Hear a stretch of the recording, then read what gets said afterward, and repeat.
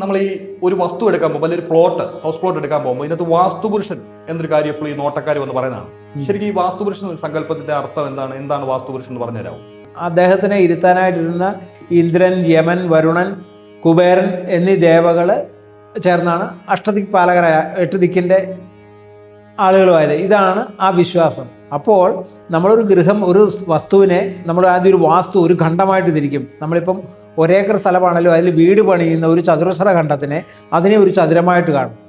ആ ചതുരത്തിൽ യഥാസ്ഥാനത്തുള്ള മുറികൾ, നടുക്കാണ് ബ്രഹ്മാവിൻ്റെ സ്ഥാനം. അപ്പോൾ അതനുസരിച്ച് പ്ലാൻ ചെയ്ത് വീട് പണിതാൽ അവന് ജീവിതത്തിൽ ശുഭമായിട്ടുള്ള നേട്ടങ്ങൾ ഉണ്ടാവുമെന്നും അല്ലാത്തവർക്ക് അവന് ജീവിതത്തിൽ ദുരിതങ്ങളും കെടുതികളും സംഭവിക്കുന്നുള്ള വിശ്വാസമാണ് ഇതിനാധാരം. ഇതിനെ ശാസ്ത്രീയമായിട്ട് ചോദ്യം ചെയ്യാനോ അതിന് മറുപടി പറയാനോ ഞാൻ ആളല്ല. പക്ഷേ ഈ ആചാരത്തിൽ നിന്നും വർഷങ്ങളായിട്ടുള്ള ഈ വിശ്വാസത്തിൽ നിന്നും അതിൻ്റെ അകത്ത് വസ്തുതയുണ്ടെന്നുള്ളത് 100% ശരിയാണ്. കാരണം നമ്മൾ കാറ്റിനെ കാണുന്നില്ല, ഇലയുടെ അനക്കത്തിൽ കൂടെയാണ് കാറ്റിനെ കാണുന്നത്. നമ്മൾ ഗന്ധം കാണുന്നില്ല, പക്ഷെ നമ്മൾ ആ ഗന്ധം അനുഭവിക്കുന്നതിൽ കൂടെയാണ് ഗന്ധം പറയുന്നത്. എന്ന് പറഞ്ഞ പോലെ കാലാകാലങ്ങളായിട്ട് ജനത്തിൻ്റെ അനുഭവത്തിൽ ഇത് സത്യമായിട്ട് ഭവിച്ചതുകൊണ്ട്, ഈ പറഞ്ഞ രീതി വാസ്തുദോഷമുള്ള കെട്ടിടങ്ങൾ അതേപോലെ സംഭവിച്ചതുകൊണ്ടും അത് പൊളിച്ച് നല്ല രീതിയിൽ പണിതിട്ട് അവർക്ക് മാറ്റം വന്നതുകൊണ്ട് ഇങ്ങനെ 100 കണക്കിന് കഥകളും അനുഭവങ്ങളും കണ്ടും കേട്ടും അറിഞ്ഞിട്ടുള്ളത് കൊണ്ട് തീർച്ചയായിട്ടും ഞാൻ ആ ശാസ്ത്രത്തെ പൂർണ്ണമായിട്ടും വിശ്വസിക്കുന്നു, അതിനെ ഉൾക്കൊള്ളുന്നു, അതിനെ പിന്തുടരാൻ ആഗ്രഹിക്കുന്നു. അതുപോലെ ഇത് കേൾക്കുന്നവർക്കും ഒന്ന് പുനർവിചിന്തനം നടത്താം.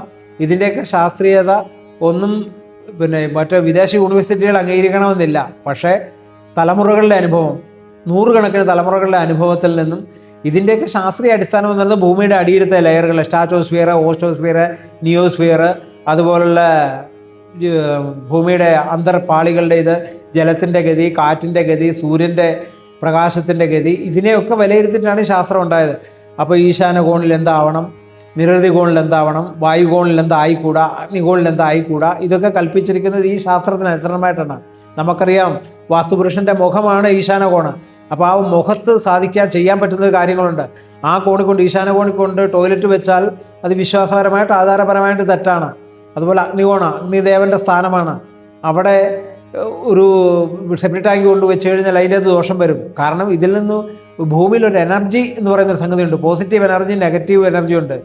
നിങ്ങളോട് നല്ലത് പറയുമ്പോൾ സന്തോഷിക്കുന്ന നിങ്ങൾ തന്നെ അതേ വ്യക്തി നിങ്ങളോടൊന്ന് മോശം പറഞ്ഞാൽ നിങ്ങൾ എന്തുകൊണ്ട് ദുഃഖിതനാവുന്നു? കാരണം ആ ആളിൽ നിന്ന് വരുന്ന വാക്കിൻ്റെ എനർജിയാണ്. അതുപോലെ തന്നെ പ്രകൃതിക്കൊരു എനർജിയുണ്ട്, വിശ്വാസങ്ങൾക്കൊരു എനർജിയുണ്ട്, സംസ്കൃതിക്കൊരു എനർജിയുണ്ട്, ശാസ്ത്രങ്ങൾക്കൊരു എനർജിയുണ്ട്. ഇത് 4ഉം കൂടെ സമ്മേളിച്ച് കഴിയുമ്പോഴാണ് ഒരു ശാസ്ത്രം സത്യമാകുന്നതും അത് അനുഭവത്തിൽ ഏറ്റവും ഉത്തമമാകുന്നതും നമുക്ക് അനുഭവത്തിൽ ഫലം തരുന്നതും.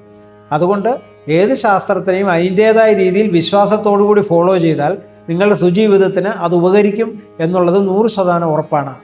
ശേഷം തീരുമാനം നിങ്ങളിലാണ്.